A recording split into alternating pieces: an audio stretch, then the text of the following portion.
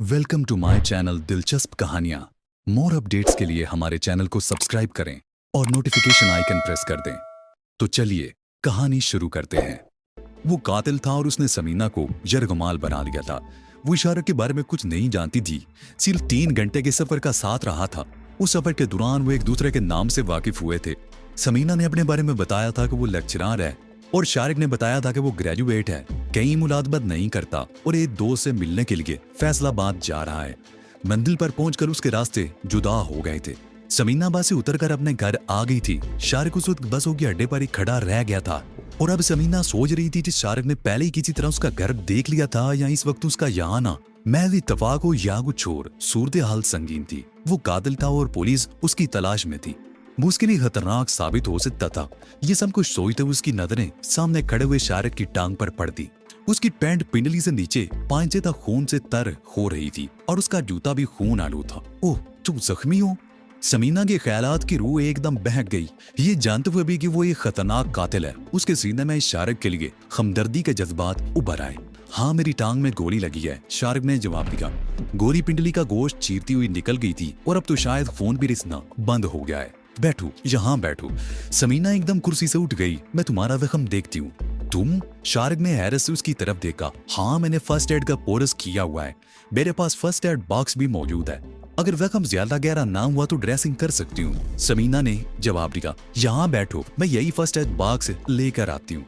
समीना जैसे ही मुड़कर दरवाजे की तरफ बढ़ी, शारिक भी उसके पीछे ही चल पड़ा। समीना ने मुड़कर उसकी तरफ देखा मगर बोली कुछ नहीं। दूसरे कमरे में लकड़ी की अलमारी के ऊपर फर्स्ट एड बॉक्स रखा हुआ था। उसने बॉक्स उठाया और दोबारा उस कमरे में आ गई। ये दरअसल उसका बेडरूम था। एक तरफ सिंगल बेड बिछा हुआ था, उसके करीब ही साइड टेबल थी जिस पर जाती इस्तेमाल की 2-3 चीजें रखी हुई थी। करीब ही वो कुर्सी पड़ी हुई थी जिस पर कुछ देर पहले तक समीना बैठी हुई थी। बैठ जाओ, समीना ने कुर्सी की तरफ इशारा किया। और इसे एक तरफ रख दो या जेब में डाल दो। इस मर्तबा उसका इशारा पिस्तौल की तरफ था। शारिक ने मुस्कुराते हुए पिस्तौल को साइड टेबल पर रख दिया और कुर्सी पर बैठकर उसने पतलून का पांचा ऊपर उठा दिया। जख्म से लेकर टखने तक टांग खून में लुचड़ी हुई थी। फर्श पर सूर्य रंग की दरी बिछी हुई थी। समीना दरी पर बैठ गई और फर्स्ट एड बॉक्स खोलकर उसमें से कुछ चीजें निकालने लगी। पहले उसने कॉटन से उसके जख्म के आसपास का एरिया साफ किया, फिर कॉटन स्पिरिट में तर करके उसका जख्म साफ करने लगी। शारिक के मुंह से सिसकारी सी निकल गई। उसने जबड़े भींच लिए। इतनी तकलीफ तो शायद उस वक्त भी नहीं हुई थी जब गोली लगी थी। अब तो उसे यूं लग रहा था जैसे जख्म में मिर्चें भरी जा रही हो। उसने जख्म से जरा ऊपर टांग को दोनों हाथों से गिरफ्त में ले लिया और जबड़े सख्ती से भींच रखे। समीना कुछ देर तक स्पिरिट से जख्म साफ करती रही, फिर उसने दवा लगाकर पट्टी बांध दी। गोली अगर जख्म में मौजूद होती तो तशवीश की बात होती, लेकिन गोली गोश्त को चीरती हुई निकल गई थी और उसके ख्याल में अब खतरे की कोई बात नहीं थी। कुछ खाओगे या चाय पियोगे? समीना ने पूछा। उसका खौफ अब किसी हद तक दूर हो चुका था। कुछ खाने का मूड तो नहीं, लेकिन चाय जरूर पीऊंगा, शारिक ने जवाब दिया। समीना ने फर्स्ट एड बॉक्स संभाल कर अलमारी पर रखा और हाथ धोकर किचन में चली गई। गैस का चूल्हा जलाते उसने आहट पाकर पीछे मुड़कर देखा। शारिक किचन के दरवाजे में खड़ा था और उसके एक हाथ में पिस्तौल मौजूद था। शायद तुम्हें मुझ पर एतमाद नहीं, समीना ने कहा। जब जिंदगी दांव पर लगी हुई हो तो किसी पर भी एतमाद नहीं किया जा सकता, शारिक ने जवाब दिया। बातें अच्छी कर लेते हो, समीना ने उसे घूरा। बस के सफर के दौरान तुम्हारी बातों ही ने मुझे मुतासर किया था और मैं तुम्हें एक शरीफ आदमी समझी थी। मेरी शराफत में तुम्हें कोई शुबा नहीं होना चाहिए, शारिक ने कहा। क्या ये मेरी शराफत का सबूत नहीं कि मुझे इस मकान में आए हुए तकरीबन 1 घंटा हो चुका है और मैंने तुम्हारे साथ कोई बदतमीजी नहीं की? तुम ऐसा कर भी नहीं सकते थे, समीना ने उसे घूरा। मैंने अगर तुम्हें यहाँ पनाह दी है तो इसका ये मतलब हरगिज नहीं कि मैं तुम्हारी कोई हरकत बर्दाश्त कर लूंगी। औरत सब कुछ बर्दाश्त कर सकती है, हर जुल्म सह सकती है, लेकिन अपनी तरफ उठने वाली कोई मैली आंख बर्दाश्त नहीं कर सकती। मुझे पनाह देने का शुक्रिया, शारिक ने कहा, लेकिन मेरी नजरों में मैल नहीं है। किसी को कत्ल करके आए हो? समीना ने 2 कपों में चाय उंडेलते हुए पूछा। एक पुलिस वाला, शारिक ने जवाब दिया। मैंने इरादतन उसे कत्ल नहीं किया, अपने दिफा में गोली चलाई थी। पुलिस बिलावजह तो किसी पर गोली नहीं चलाती। समीना ने चाय का एक कप उसकी तरफ बढ़ाते हुए कहा। क्या जुर्म किया था तुमने? जुर्म? शारिक के मुंह से गहरा सांस निकल गया। यही तो मेरा जुर्म है कि मैंने कोई जुर्म नहीं किया था। वो दोनों फिर उसी कमरे में आ गए। समीना पलंग की पट्टी पर बैठ गई और शारिक कुर्सी पर बैठ गया। पिस्तौल उसने साइड टेबल पर रख दिया और चाय की चुस्कियां लेने लगा। बात अभी भी मेरी समझ में नहीं आई। समीना ने उसे घूरा। ऐसी बातें शायद किसी की समझ में भी नहीं आती। जब मुझे अपने माँ बाप के कत्ल के इल्जाम में 14 साल के लिए जेल भेजा गया था तो सब मैं भी कुछ नहीं समझा था, लेकिन अब सब कुछ समझ चुका हूँ। शारिक ने कहा, क्या कहा तुमने? समीना का हाथ काम किया। अगर वो कप को फौरन ही मेज पर ना रख देती तो उस पर चाय गिर जाती। तुमने अपने माँ बाप को कत्ल? नहीं, शारिक ने उसकी बात काट दी। लेकिन पहली मर्तबा सजा मुझे उसी इल्जाम में हुई। वो चंद नमों को खामोश हुआ, फिर अपनी दास्तान सुनाने लगा। आखिर में वो कह रहा था, अगर ये सब कुछ ना हुआ होता तो आज मैं इस तरह पुलिस से छुपने की बजाय माशरे का एक मुअज़्ज़ज़ शहरी होता।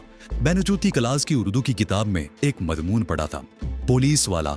उस मजमून में ये साबित करने की कोशिश की गई थी कि पुलिस शहरियों के जानो माल और इज्जत व आबरू की हिफाजत करती है। लेकिन मेरा अब तक का ये तजर्बा है कि पुलिस ही शरीफ आदमियों को चोर, डाकू और कातिल बनाती है। मुझे तुम्हारी कहानी सुनकर अफसोस हुआ, मुझे तुमसे हमदर्दी है। समीना ने कहते हुए दीवार पर आवेदा कलाक की तरफ देखा। 12:35 हुए थे। वो शारिक की तरफ देखते हुए बोली, मेरा ख्याल है अब खतरा टल चुका है, तुम्हें चले जाना चाहिए। क्या? शारिक ने अजीब सी निगाहों से उसकी तरफ देखा। क्या तुम्हारे ख्याल में मुझे यहाँ से इस हालत में चले जाना चाहिए? मैं एक शरीफ औरत हूँ, समीना ने कहा। इस मोहल्ले में मेरी बड़ी इज्जत है और मैं नहीं चाहती कि कोई तुम्हें यहाँ देख ले।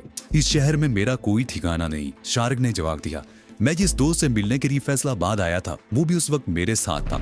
अब मुझे पता नहीं कि वो पुलिस के हाथों मारा गया है, पकड़ा गया है या फरार होने में कामयाब हो गया है, लेकिन पुलिस उसके बारे में बहुत कुछ जानती है। उसका ठिकाना भी पुलिस की नजरों में है और मैं वहां जाने का खतरा मोल नहीं ले सकता। इसलिए जब तक ये हंगामा ठंडा नहीं हो जाता मैं यहीं रहूंगा। क्या मतलब?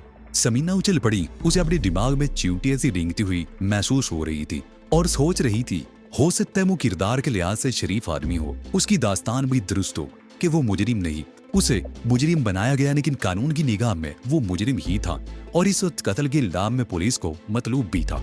वो एक ऐसी अजनबी के साथ एक छत के नीचे नहीं रह सकती थी। नहीं, तुम ऐसा नहीं कर सकते, तुम्हें जाना ही होगा। जब तक हालात साजगार नहीं हो जाते मैं यहीं रहूंगा। शारिक ने कहते हुए बेसबर से पिस्तौल उठा लिया। उस वक्त तक तुम भी घर से बाहर नहीं जा सकोगी और ना ही तुम्हारे यहाँ कोई मेहमान आएगा। अगर कोई आएगा भी तो उसे तुम बाहर से ही तरका दोगी, समझी? या इलाही, मैं ये किस मुसीबत में फंस गई हूँ। समीना का लहजा रो देने वाला हो गया था। ये मुसीबत तो तुम्हें बर्दाश्त करना ही पड़ेगी, शारिक बोला। अगर तुम सोना चाहो तो अपने बिस्तर पर सो सकती हो, मैं कमरे के बाहर कुर्सी पर बैठकर रात गुजारूंगा। नहीं, समीना की गयाली, खुदा के लिए मुझ पर रहम करो और यहाँ से चले जाओ। ये तो तुम जान ही चुकी हो कि मैं कत्ल के इल्जाम में पुलिस को मतलूब हूँ। शारिक ने उसके चेहरे पर नजरें जमाते हुए था। अपनी जान बचाने के लिए अगर मैं एक आदमी को मौत के घाट उतार सकता हूँ तो दूसरा कत्ल करने में भी कोई झिझक महसूस नहीं करूंगा।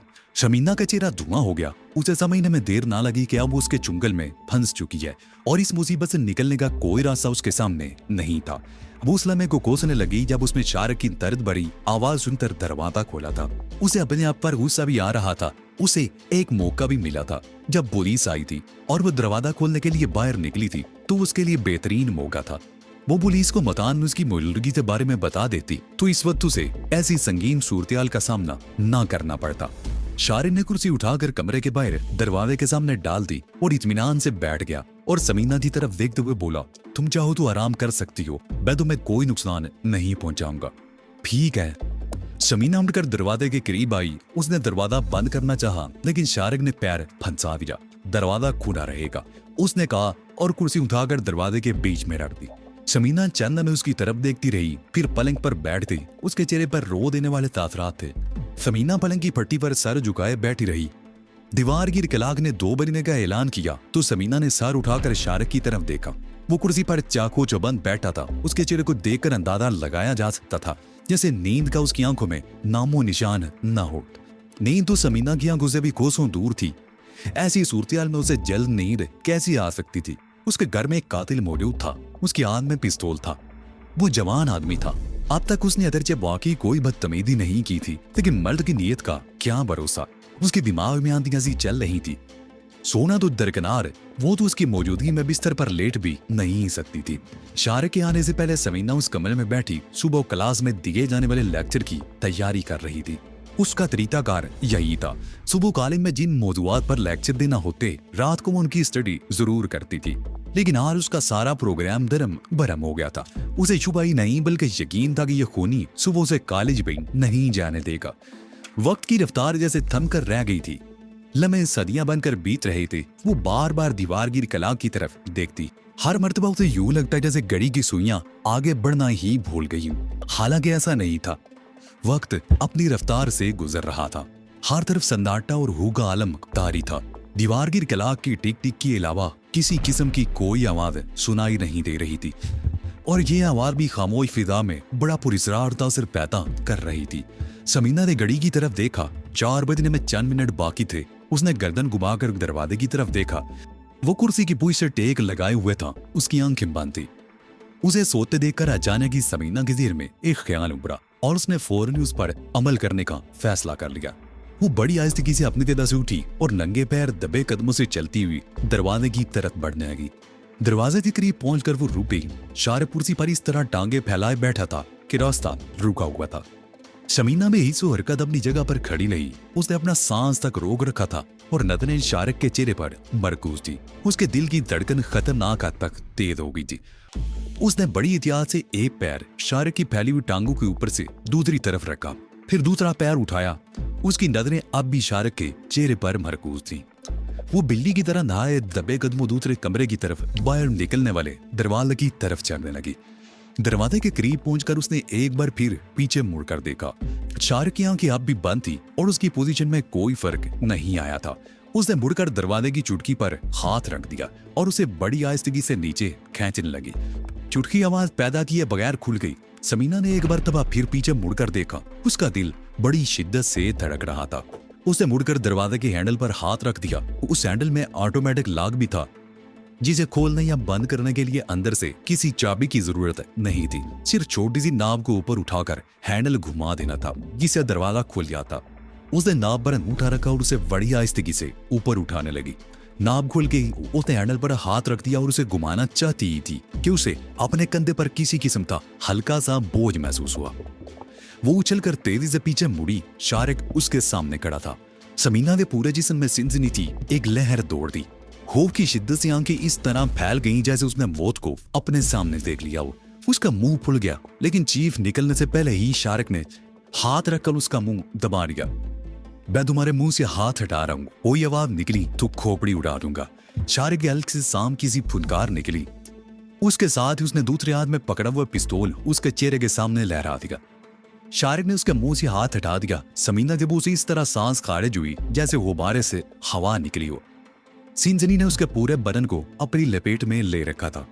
उसकी टांगें कांप रही थी। वो दरवाजे से टेक लगाकर खड़ी हो गई और इंतहाई खौफजदा नजरों से शारक की तरफ देखने लगी। शारक ने आगे बढ़कर दरवाजे की ऑटोमेटिक लॉक की नाब दबा दी और चुटकी भी चढ़ा दी। ऐसी कोई हरकत तुम्हें नुकसान पहुंचा सकती है। शारक ने उसके चेहरे पर नजरें जमाते हुए कहा, चलो अपने कमरे में जाओ। समीना लड़खड़ाते हुए कदमों से उसी कमरे में आकर बिस्तर पर गिर गई। देखो समीना, शारक उसके करीब आकर खड़ा हुआ, मैं तुम्हें कोई नुकसान नहीं पहुंचाना चाहता। 3 घंटे का बस का वो सफर अब भी मेरे दिन में ताजा है। मैं जिंदगी में पहली मर्तबा किसी औरत के इतना करीब बैठा था। 3 घंटों के सफर के दौरान तुम्हारे जिस्म के किसी हिस्से का गैर इरादी लम्स मेरे दिलो दिमाग पर अजीब सी कैफियत तारी जिए रहा था। तुम तो बस उतर कर पीछे मुड़कर देखे बगैर तांगे में बैठकर चली गई थी और मैं देर तक वहां खड़ा उस रास्ते को तकता रहा था जिस तरफ तांगा गया था। कई रोज बाद आज किस्मत मुझे तुम्हारे सामने ले आई है, लेकिन जिस तरह तुम्हारे सामने आया हूँ इस सूरत हाल के पेश नजर तुम तो क्या दुनिया का कोई शख्स भी मुझसे नफरत ही कर सकता है। ये कातिल को घर में पनाह देना बिलाशुबा खतरनाक बात है, लेकिन मैं तुम पर पहले वादे कर चुका हूँ कि मैं फितरतन वो नहीं जो इस वक्त तुम्हारे सामने हूँ। मेरे दिल में तुम्हारी बहुत कदर है। मैं तुम्हें कोई नुकसान नहीं पहुंचाना चाहता, लेकिन इसका यह मतलब भी नहीं कि अगर तुम मेरी मौत का सामान करने की कोशिश करो तो मैं आंखें बंद किए खामोश बैठा रहूं। अब अगर तुमने इस किस्म की कोई हरकत की तो वो खामोश होकर मैनी के जंदाल में पिस्तौल को उसके चेहरे के सामने हरकत देने लगा। तुम यहाँ से चले क्यों नहीं जाते? खुदा के लिए चले जाओ यहाँ से, समीना ने रो देने वाले लहजे में कहा। उसकी आंखों में आंसू बतैर रहे थे। मैं जिंदगी भर तो यहाँ नहीं रह सकता, चला जाऊंगा, शारक ने जवाब दिया। लेकिन हालात को जरा इस कदर तो साजगार होने दो कि मैं बाहर से निकल सकूं। उस वक्त तक तुम्हें भी जरा पाबंद होना पड़ेगा। अब तुम कोई ऐसी हरकत नहीं करोगी जो मुझे अपना इरादा बदलने पर मजबूर कर दे। वो अपनी कुर्सी पर आकर बैठ गया। शमीना मदस्तूर पलंग पर आड़ी तिरछी पड़ी हुई थी। उसने जो सोचा था वो पूरा नहीं हो सका था। शारिक को कुर्सी पर सोते देखकर जब उसने यहाँ से निकलने की कोशिश की थी कि उसका ख्याल था कि बाहर निकलते ही वो दरवाजे को बाहर से कुंडा लगा देगी और पड़ोसियों को जगाकर उन्हें सूरत हाल से आगाह कर देगी, लेकिन उसने जो सोचा था वो पूरा नहीं हो सका था। वो अपने ही घर में कैदी बनकर रह गई थी। वो एक कातिल के रहमो करम पर थी। वक्त धीरे धीरे गुजरता रहा और समीना अपनी किस्मत को कोसती रही। उसने कई मर्तबा शारिक की तरफ देखा और हर मर्तबा शारिक को जागते हुए ही पाया। रात का आखिरी पहर बीत रहा था। रात भर जागते रहने से समीना की आंखें सुर्ख हो रही थी। वो पहले भी कई मर्तबा रातों को जागी थी, मगर वो और बात थी। वो अपनी मर्जी से जागती थी और काम में मसरूफ रहती थी, लेकिन आज की शब बेदारी मुख्तलिफ नोयत की थी। उसके जहन में खौफ तारी था, इज्जत व आबरू का खौफ, जान का खौफ। उसके असाब में कशीदगी थी और दिमाग की नसों में तनाव था जो वक्त गुजरने के साथ बढ़ता ही जा रहा था। खिड़की से दिन का हल्का सा उजाला नजर आने लगा था। रात बीत गई थी, एक नया दिन तुलू होने वाला था। तुलू होने वाला हर नया दिन जिंदगी का पैगाम लाता है। मकान के कम में बेरी के दरख्त पर चिड़ियों ने चहचहाना शुरू कर दिया था। चहचहाती हुई ये चिड़ियां जिंदगी का पैगाम देते हुए अपने अपने आशियानों से उड़ने के लिए पर तोल रही थी, लेकिन जमीना का आशियाना उसके लिए कब्ज बन गया था। दफादन दरवाजा धड़धड़ाने की आवाज सुनकर समीना उछल पड़ी। उसके दिल की धड़कन यकदम तेज हो गई। उसने शारिक की तरफ देखा। शारिक भी एक झटके से कुर्सी से उठ गया था। पिस्तौल उसके हाथ में था। ये कौन हो सकता है? उसने सवालिया निगाहों से समीना की तरफ देखा। दूध वाला होगा, वो रोजाना इसी वक्त आता है। समीना ने घड़ी की तरफ देखते हुए जवाब दिया। 6 बजने में 1-2 मिनट बाकी थे। शारिक दबे कदमों चलता हुआ खिड़की के करीब आ गया। उसने पर्दा जरा सा सिरका कर बाहर झांका। गेट की दरद में से एक साइकिल खड़ी हुई नजर आ गई। वो दूध वाला ही था। शारिक दोबारा समीना के करीब आ गया। तुम दूध लेने जाओगे, लेकिन बाहर का गेट नहीं खोलोगी। उससे कह देना कि गेट की चाबी नहीं मिल रही। दूध तुम गेट के ऊपर ही से लोगी और मैं उस खिड़की के पास खड़ा रहूंगा। अगर तुमने दूध वाले को कोई पैगाम देने की कोशिश की तो मेरे पिस्तौल से निकलने वाली गोली सीधी तुम्हारी खोपड़ी में लगेगी। समीना उठकर किचन की तरफ चली गई। उसने पतीली धोई और दरवाजे की तरफ आ गई। शारिक पिस्तौल लिए खिड़की के करीब खड़ा था। समीना ने उसकी तरफ देखा और दरवाजा खोलकर बाहर निकल गई। गेट के करीब पहुंचकर वो रुकी, पीछे मुड़कर देखा, फिर पतीली गेट के ऊपर से बढ़ाकर बुलंद आवाज में दूध वाले को मुखातिब करते हुए बोली, दूध वाले भाई, चाबी कई रात तक भूल गई हूं, इस वक्त गेट नहीं खोल सकता, ये पतीली पकड़ लो। शारिक खिड़की के करीब खड़ा गहरी नजरों से गेट की तरफ देख रहा था। पतीली गेट के ऊपर से दूसरी तरफ गायब हो गई। कुछ देर बाद गेट के ऊपर पतीली दोबारा नमूदार हुई। समीना ने बड़ी एहतियात से पतीली पकड़ दी और कमरे में आ गई। शारिक ने दरवाजा बंद कर दिया। समीना किचन में थी। शारिक मौके से फायदा उठाकर बाथरूम में घुस गया। उसने बाथरूम का दरवाजा खुला रखा और जल्दी से मुंह हाथ धोकर बाहर निकल आया। तकरीबन आधे घंटे बाद समीना चाय बनाकर ले आई। उसने एक कप शारिक के हाथ में थमा दिया और दूसरा कप लेकर कमरे में आ गई। शारिक के होंठों पर खफीफ सी मुस्कुराहट थी, लेकिन दिल ही दिल में उसे अफसोस भी हो रहा था। वो उस हकीकत से बाखूबी वाकिफ था कि उसकी वजह से समीना शरीद करन में मुबतला थी, लेकिन उसमें खुद शारिक का भी कोई कसूर नहीं था। यह महज इत्तफाक था कि वो पुलिस से बचने के लिए जिस घर में दाखिल हुआ था वो समीना का घर था। उसे कोई नुकसान नहीं पहुंचाना चाहता था, बल्कि वो तो उसे अपनी खुशकिस्मती समझता था कि किस्मत दोबारा उसे समीना के सामने ले आई थी। बस में एक ही सीट पर 3 घंटे के सफर के बाद समीना जब उससे कोई बात किए बगैर डांगे पर बैठकर चली गई तो वो दिल महसूस कर रह गया।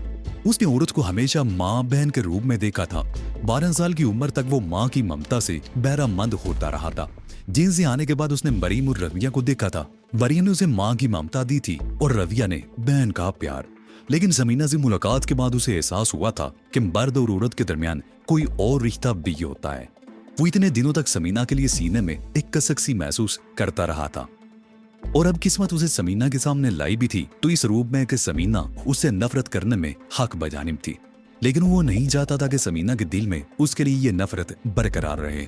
7:30 बजे के लगभग समीना ने नाश्ता बनाकर उसके सामने रख दिया। तुम नाश्ता नहीं करोगी? शारिक ने सवालिया निगाहों से उसकी तरफ देखा। भूख नहीं है, समीना ने जवाब दिया।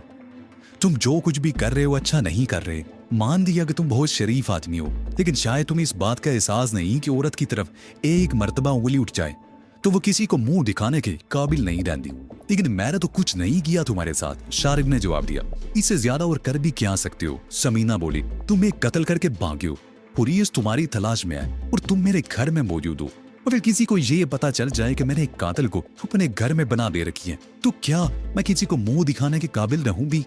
क्या पुलिस मुझे भी इस लाखों के पीछे नहीं पहुंचा देगी?